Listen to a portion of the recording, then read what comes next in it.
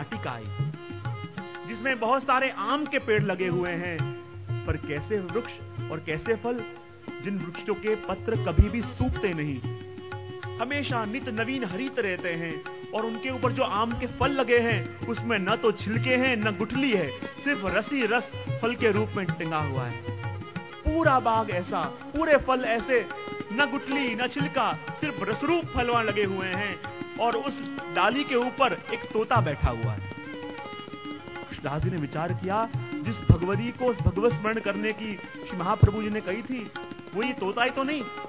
वो तोता बैठा बैठा श्री कृष्ण श्री कृष्ण श्री कृष्ण जाप कर रहा है, और ऐसे समाधिस्थ लग रहा है मानो आज का नहीं है, कई युगों से बैठ के प्रभु का नाम ले रहा हो। कहीं यही तो वो भगवती नहीं है जिसको मिलने के लिए श्री महाप्रभु जी ने मुझे भेजा। पास गए, तोता बोला श्री कृष्ण, और इन्होंने कहा श्री कृष्ण शरणम मम। फिर तोता बोला श्री कृष्ण, इन्होंने कहा श्री कृष्ण शरणम मम। तोते ने युगों के बाद आंख खोली, उड़ता उड़ता गया, पास में बहुत सारी सामग्री पड़ी हुई थी, उसमें से अपनी चोंच से कुछ सखड़ी के दाने अपने मुख में लिए आके पुनः ऊपर बैठ गया। फिर बोला श्री कृष्ण, बोले श्री कृष्ण शरणम मम। फिर उड़ता हुआ गया, जाके एक और बार सखड़ी का निवाला लेके आया, एक और बार बोला श्री कृष्ण, बोले श्री कृष्ण शरणम मम। और तीसरी बार जहां सखड़ी का निवाला लेने गया, और कहते हैं उसको इतना विरह हुआ, तोते को इतना ताप होने लगा कि ताप के मारे विरह सहन नहीं कर पाया, उसके मुख के अंदर से अग्नि की ज्वालाएं निकलने लगी, उसका पूरा शरीर जलने लगा, और वहीं जल के राख होके गिर पड़ा। कृष्णदास जी विचार करने लगे, क्या हो गया, कहीं मुझसे अपराध तो नहीं हुआ, ऐसा मैंने क्या कह दिया कि तोता जल के राख हो गया। विचार करने लगा, ये क्या घटना घटी, कुछ समझ में नहीं आया, क्या हो गया। आसपास देखा, कुछ समझ में नहीं आया। विचार करने लगा, मैं वापस जाना चाहता हूँ, लेकिन जहां जाए अद्भुत अद्भुत निकुंज हैं, अद्भुत कंदराएं हैं, अद्भुत भवन हैं, कहां से वापस जाऊं, कुछ समझ में नहीं आया। बाहर जाने का कोई मार्ग न मिला, यहाँ जाए वहां जाए, लेकिन ऐसी अद्भुत कंदराएं, कहीं जाने का रास्ता ना दिखे, और कुछ समझ में नहीं आया। और वहीं मूर्छित होकर कृष्णदास गिर पड़े, और जहां आंख खोल के देखा, आंख खोली तो सामने श्री महाप्रभु जी विराजे हैं, और उनके सामने कृष्णदास बैठे हुए हैं। श्री महाप्रभु ने कहा, कृष्णदास भगवत स्मरण करके आ गए, दर्शन किया भगवत लीला सामग्री का। कृष्णदास ने कहा, कृपानाथ प्रभु की लीला सामग्री के दर्शन तो करे, पर ये क्या था। महाप्रभु जी ने कहे, कृष्णदास ये लीला सामग्री मात्र एक रात्रि की, ये प्रभु की लीला सामग्री है। ऐसी तो अनंत निकुंज हैं, और अनंत निकुंज के अंदर ऐसी अनेक घनी लीला सामग्री है, लेकिन प्रभु यहाँ सिर्फ एक बार पधारे थे, और ये लीला सामग्री प्रभु के मिलने के लिए प्रतिक्षण ऐसे ही नवीन रहती है। और जब तुम अंदर गए तो वो सुख मिला, वो कौन था। बोले वो और कोई नहीं, वो स्वामिनी जी की गत जन्म की सखी थी, क्योंकि स्वामिनी जी की सखी थी और गान विद्या का बड़ा मद उसको था, और स्वामिनी जी को पसंद नहीं आया, श्राप दिया, और आई इस सुख की योनि में, भगवत लीला से अलग हो गई वो सखी। विचार करने लगी, मुझसे अपराध हुआ, मेरे विद्या का मद हुआ, मुझसे अपराध हुआ, और इस योनि में मैं आया। अब तो कुछ बोलना भी नहीं है, कुछ खाना नहीं है, कुछ पीना नहीं है, मात्र बैठ के प्रभु की लीला का चिंतन करना है। और युगों से वो सुख बैठा बैठा प्रभु की लीला का स्मरण करता रहता, प्रभु की लीला का गान करता रहता। इतनी सारी भोजन की सामग्री है, न कुछ खाया न पिया, बस बैठा बैठा प्रभु की लीला का स्मरण कर रहा है। और वो कहते हैं, वहीं जब कृष्णदास तुम गए, जब तुम वहां पे गए, तो तोता अभी तक बोल रहा था श्री कृष्ण भगवत नाम ले रहा था, पर उसे अभी भी प्रभु का शरण सिद्ध नहीं था।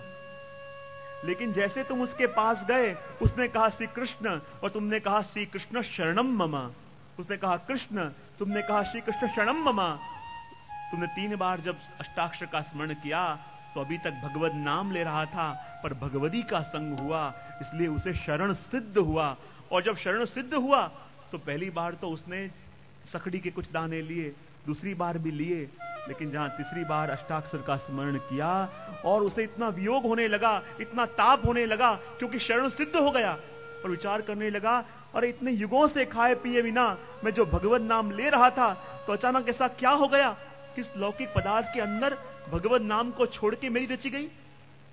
पहली बार लिया वो मीठा लगा, दूसरी बार लिया मधुर लगा, और जहां तीसरी बार अष्टाक्षर सुना, शरण सिद्ध हो गया और लौकिक विषय का जब ग्रहण किया तो इतनी पीड़ा हुई कि वो सहन नहीं कर पाया और विरह के कारण उसका देह जल के राख हो गया और शरण सिद्ध हो गया अष्टाक्षर से। इसलिए वो जीव पुनः जाके स्वामी जी की लीला में समा गए। तो ऐसे अष्टाक्षर का ये सामर्थ्य, अष्टाक्षर ही कल्प वृक्ष है और कल्प वृक्ष के माध्यम से ही पुष्टि जीव कृतार्थ होते हैं। तो प्रियजनों, वही बात यहाँ पे सिद्ध करी। अब समय हो रहा है, इसलिए कुछ पंक्तियों का गान करके फिर अपन नंद महोत्सव की ओर बढ़ेंगे, या फिर आज नंद महोत्सव कर लें और आगे की कुछ पंक्तियां अपन कल संक्षिप्त में दर्शन करके फिर आगे बढ़ेंगे। तो आगे की कुछ पंक्ति अपन गान करेंगे। 11 पंक्ति का अपन दर्शन किया, अब 12वीं पंक्ति, 13वीं पंक्ति, 14वीं पंक्ति। अनेक जिने कृपा करवा देशांतर प्रवेश, कोमल पद कमल विलसे, धन्य कहूँ ते देश। अनेक जीवने कृपा करवा देशांतर प्रवेश, कोमल पद कमल विलसे, धन्य कहूँ ते देश। अंग भंग कलिंग कैकट मागध मारो सुत सुंदर, अगहया प्रताप पदरज गंध। अंग भंग कलिंग कैकट मागध मारो